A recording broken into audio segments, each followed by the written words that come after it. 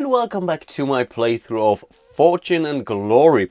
Right now Jake Zane is here at the Jungle Adventure in a cliffhanger, unfortunately. It's a fight one, so there is at least a slight chance we might be able to get that. On the other hand, we still need 2 more dangers to pass, including basically this one, apparently, in order to recover the Axe of the Cursed Eye, which is worth 5 Fortune plus 2, because we are at a deep jungle adventure here. On the other hand, the Order of the Crimson Hand is already at 13 out of 20. The Inquisitor will get deployed, and there is a chance that Angelica Hamilton will recover, what is it? The Mask of Death. Right. Basically another 2 steps plus the 2 here, which gives them basically also an additional step on the villain track, because yeah, as soon as you have 3 they cash it in for 1 extra step. Okay, without further ado, let's get back to Jake Zane here. We are still rolling a die, even so, or movement die, even though we are not allowed to move away. We can still see if we get a event card or not, and unfortunately we don't get one. So in a solo game you get basically an event card if you roll doubles, or yeah, if you roll a 1 apparently, and I think this is only part of the so-called complete rulebook. I think we can jump immediately into our cliffhanger here. So we get to choose if we want to make a cunning test. We only have 2 dice with cunning, so I don't think I want to do that. So let's go with the fight here. So we will resolve an enemy's card now. And it seems we are kind of lucky, the mobsters. They have 3 fight dice, 4 wounds, and they provide us with 3 glory. In theory, we could also try to escape with a 5+, but to be honest, but the escape test on the other hand, we don't get any wounds, but I think we also don't get the glory here. No, let's go for the fight test here, and in total we will roll 4 plus 2 dice, so basically 6 dice, which is not bad. The mobsters will roll 3, so that's our die pool, that's the mobsters die pool. And I think, yeah, let's roll them all together. I think our Lego dice tower should be able to handle it. And that was actually pretty terrible, to be honest. So they inflict basically 1 wound. Keep in mind, I have 1 defense. I do 2, which is okay. So they get 2, but it's not enough to take them out. So I have to go through a complete fight round again. This is really bad. So they take 2 wounds, I take 1 wound overall. I am now at 2 out of 5. Yeah, let's continue to fight. But the cool part is, yeah, they don't have any special abilities whatsoever. We simply continue to roll. Oh no, we need 2 more wounds apparently, not just 1. And that's more like it. Awesome. 1, 2, 3. So they are dead out of here. I would get 1, but because I have 1 defense, I'm not taking any more additional wounds. Okay, awesome.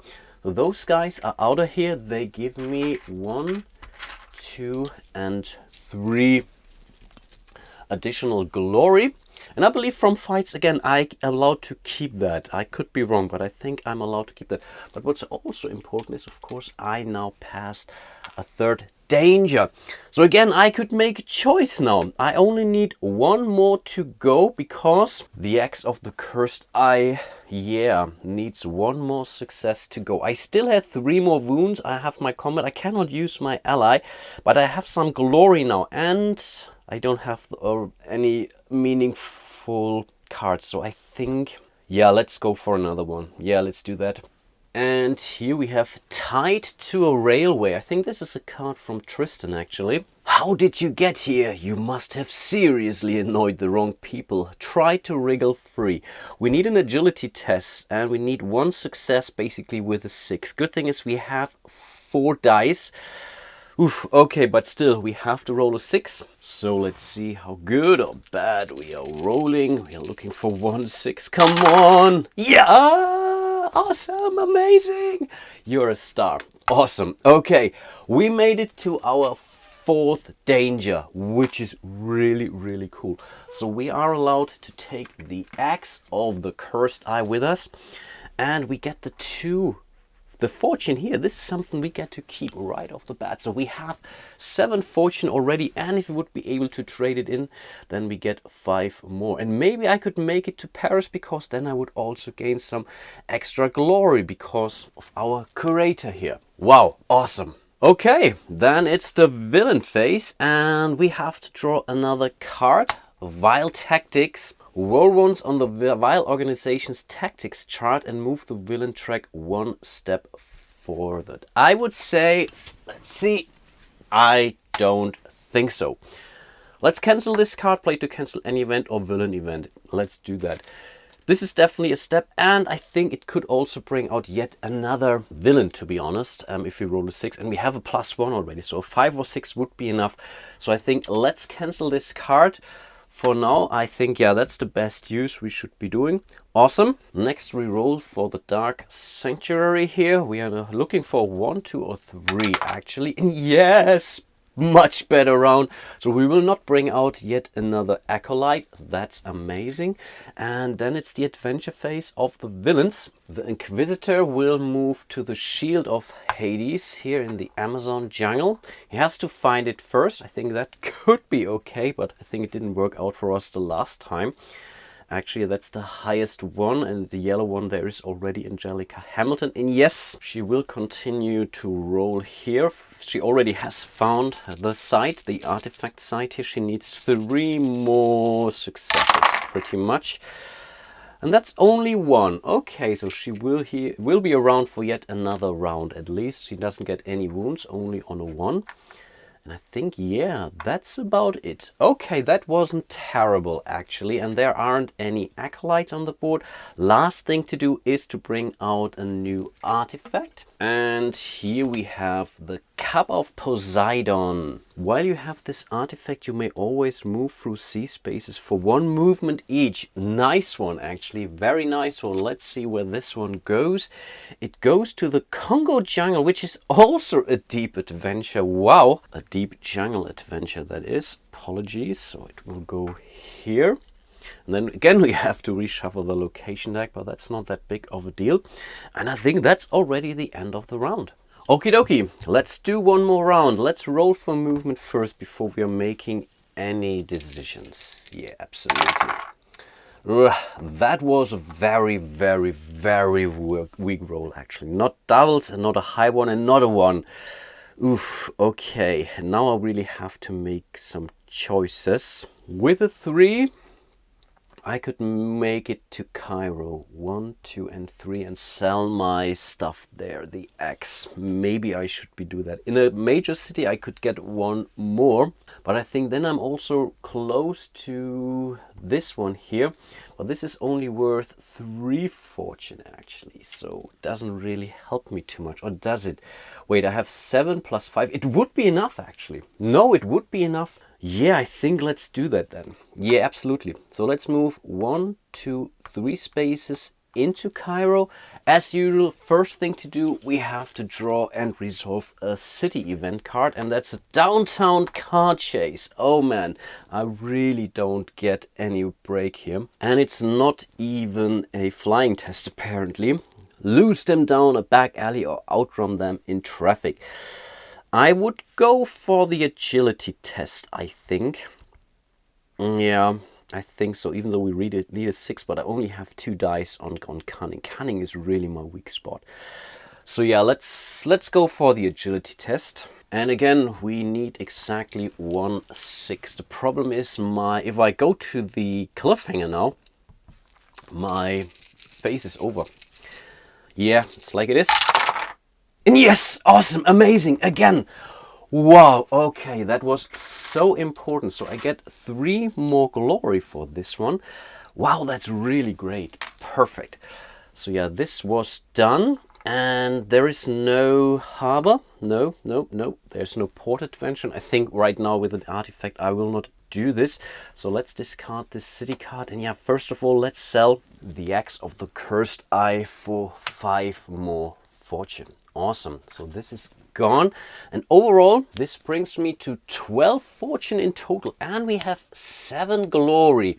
So I really could go and buy some more stuff stuff, and maybe I really should consider that. It costs me 5 to get another gear, or we could go for 3 for an ally, because the Crimson Hand is the Vile Organization. Oh, that's a tough one.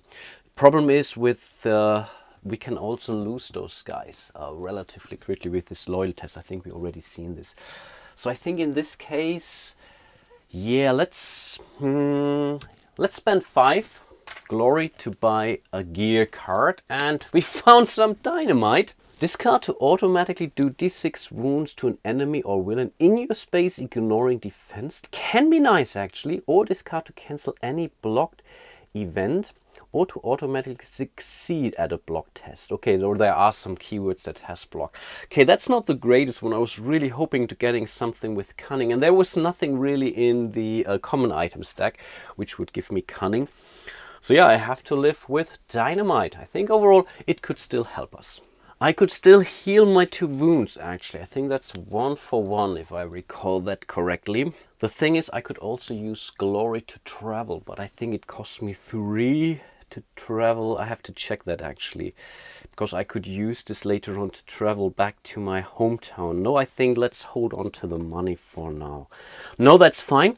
I think we will end our adventure phase here in Cairo. So let's move into the Vile Organization step. Next card. And again, it's the Vile Tactics. But apparently they're really quite common in that deck. Again, roll once on the Vile Organization's tactics chart, move the villain track 1 step forward. Evil has a way of spreading quickly. Let's do the villain track step first before I forget. So they're moving to 14 already. And because they have the Fate one here, this means they get a +1 on their Crimson Hand tactics roll. And again, everything is terrible here, to be honest. So let's see what they roll. Of course! Yeah, that's a 6.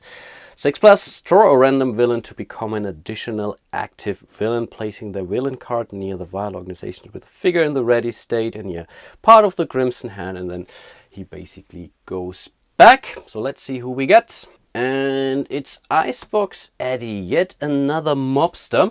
3 search, that's okay. He has good combat. For each fight dice roll of 6 he gets, the hero must either take an extra hit or discard an ally. Oof.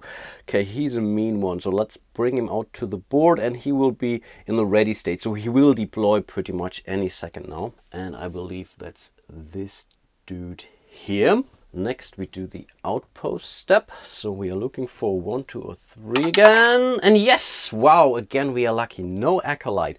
That's helped us a lot in this playthrough so far. And then yeah, the Vile Organization will the villains will activate. So we will start with the Inquisitor. He gets an exploration marker. Let's roll his die. So we are looking for basically a 1, 2, or 3. Yes! Awesome! Wow, that's cool. That's really cool. Okay, next time they get an additional exploration mark, but he was not able to find that adventure site here. Oh, amazing.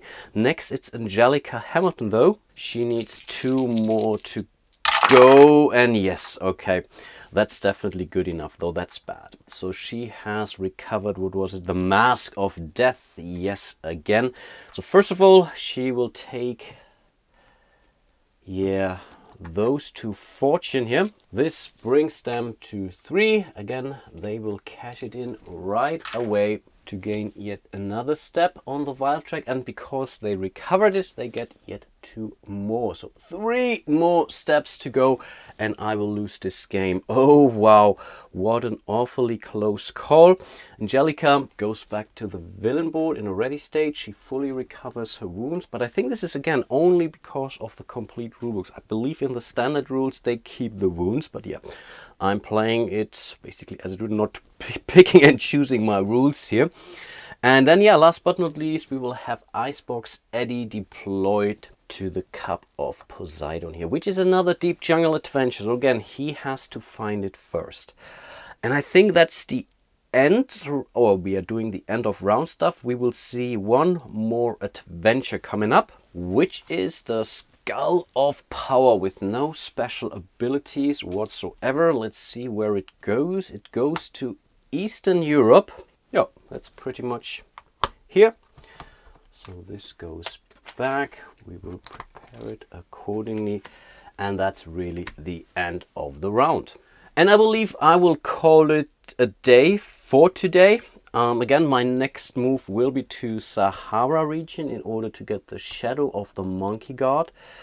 And this could give me the remaining 3 fortune I need, and then I could travel back to Los Angeles, sell it there, and then I immediately win the game, which is actually cool. Of course, again, I have to go there first. Right now, those guys haven't found those adventure sites here, so that's good. Angelica will also get deployed, but she will not do anything meaningful during the next round. So overall, I could still have 2 more rounds to go. So I need at least 1 more round to get here in order to go through those dangers. Still 4 dangers I need to resolve. And then for the second round, I have to go back to Los Angeles. Also, again, it's really highly dependent on the event cards I'm about to draw, and of course how good those guys are rolling apparently. I really do hope you are still enjoying my little playthrough here of Fortune and Glory. Again, huge shout out to all of my patrons. I think today we should name Jordan. Really appreciate your support, Jordan. And yes, I will do City Skylines as quickly as possible, most likely right after I complete my playthrough of Fortune and Glory here. Of course, you will find a link to my Patreon page in the description, and somewhere something should pop up during the video. And yeah, hope to see you soon in one of my other videos. And until then, bye bye.